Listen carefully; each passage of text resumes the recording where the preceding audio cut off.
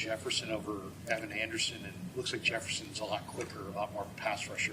What do you like more about Jefferson? We'll get to learn him. There was a lot of love for him coming out of the draft, and a big, powerful man that very good at the point of attack, and so he's coming from a completely different technique. So we'll take a couple of days to learn him, and have a better answer for you, I guess is my long answer. A new cast on the defensive front. Are your expectations going into the season that they're going to be better one aspect over the other in terms of either rushing the passer better or stopping the run better? Are you talking about as an individual or as a group? The whole defensive front. What my opinion is, or no? There's individual traits. We've, as the season goes, I'd like to say we have an idea of the way it's gonna look and the way we're gonna play our guys, and rotate them. But that can change after week one, But we feel like we have a good idea of what it's gonna look like, and we're gonna roll out the dice on Sunday and see how it works. How's Michael and CJ made up for lost time? They're fine. Michael's going to be fine. CJ, same thing. Anytime for those rookies, especially on the D line, there's so much nuance on the inside. Anyone who's willing to listen, I've always argued that the interior D line is probably the second hardest position for a rookie to excel at, just because of how fast everything happens in there and just the different body types and blocking combinations they get. So. They've got a lot of ground that they have to make up. On that note, Stout wasn't able to play in the preseason. Michael, TJ, and Heagle and Collins missed the offseason. It's never ideal, right? But it's not ideal preparation for these guys. How would you assess it, and do you expect maybe a few more bumps, early on? Trying to stay positive. We're going to pull our inner Nick Bosa, who missed all of his rookie training camp and turned out all right.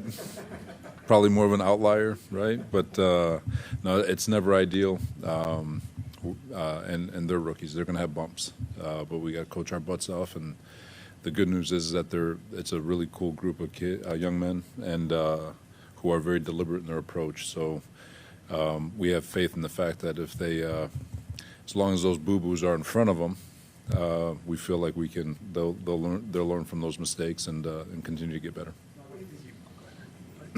Is Nick Martin, he played in all 3 preseason games.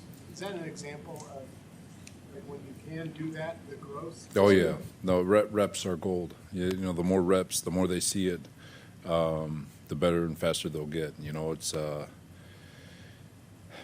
lot.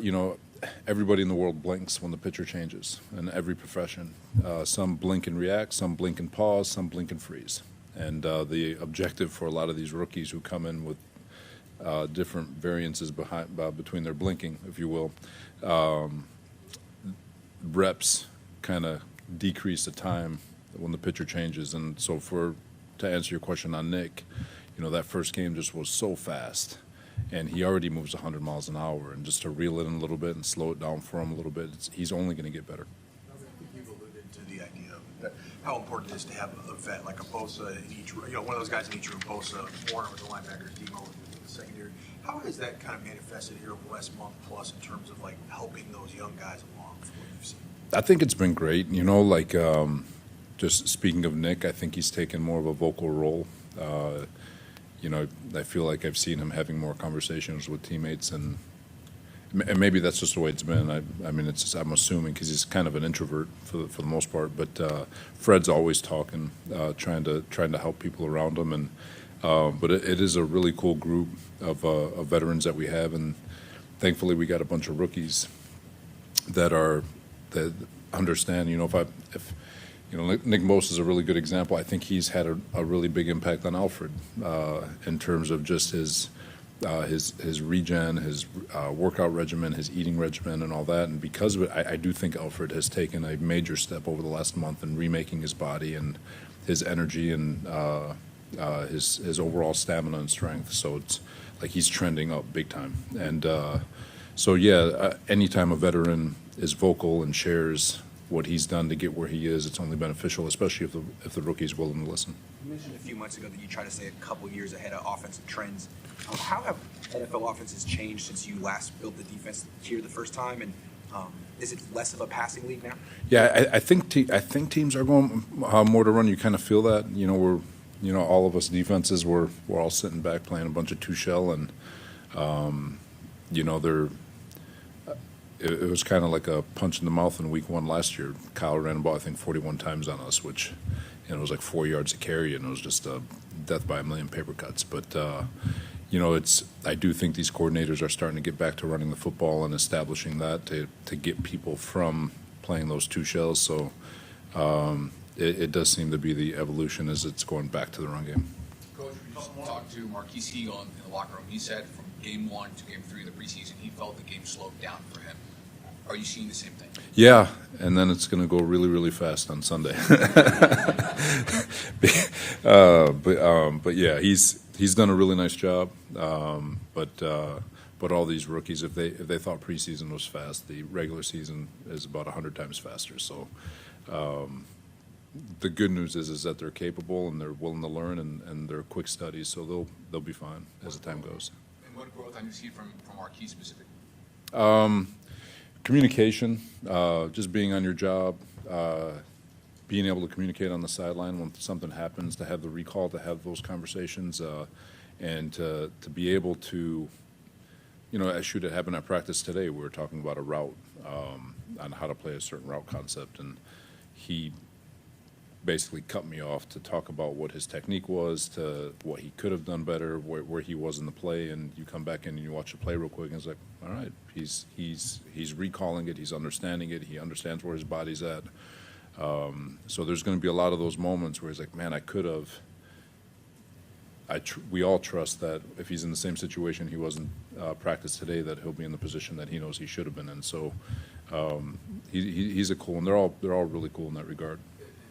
Is that common amongst rookies? You coach at that spot to have that level of recall for this? Not all the time. It takes some, like I said, some are quick like him, and some take a couple.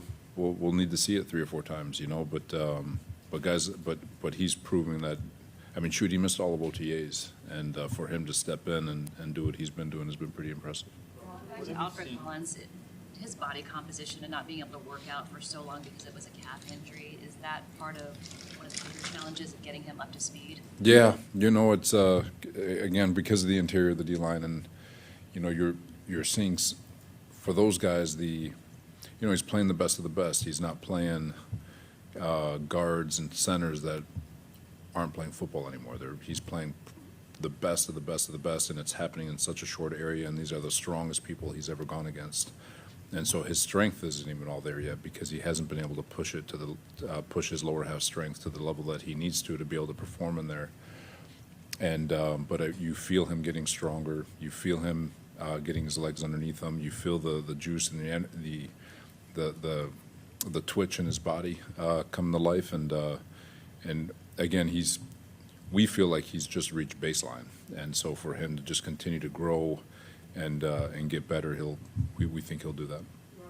Some of your players have talked about that you're very up on the trends, what's coming next, why you need to evolve or adjust things. I'm just wondering, when you went to the Packers last year, I'm sure there's more than one reason you did.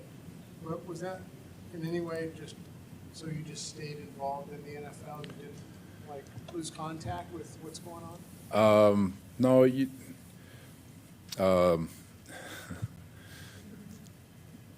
I've said it before. I'm not afraid to say it. That was more mental health for me, and I'm thankful for Matt LaFleur and Goody and the entire organization at the Packers to open that door to help me through that moment. So I've always joked that I was probably more of a distraction for them than I was an actual help, but forever grateful for all of them because they stepped up when I needed them. So. What have you seen from Luke Gifford? He's gotten a lot of run with the defense. He's a special teams guy throughout his career. He spoke to how special teams allow him to maybe get a little bit more looks on defense. What have you seen? Yeah, Giff is a solid football player, reliable. He's where he's supposed to be, long, fast athlete, great communicator. And he's not just a special teams guy; he can play defense too. So he's there's a reason why he's been in the league for so long, and I think he's going to be in the league for a lot longer. But we're thankful he's here. All right, thank you guys. Appreciate you.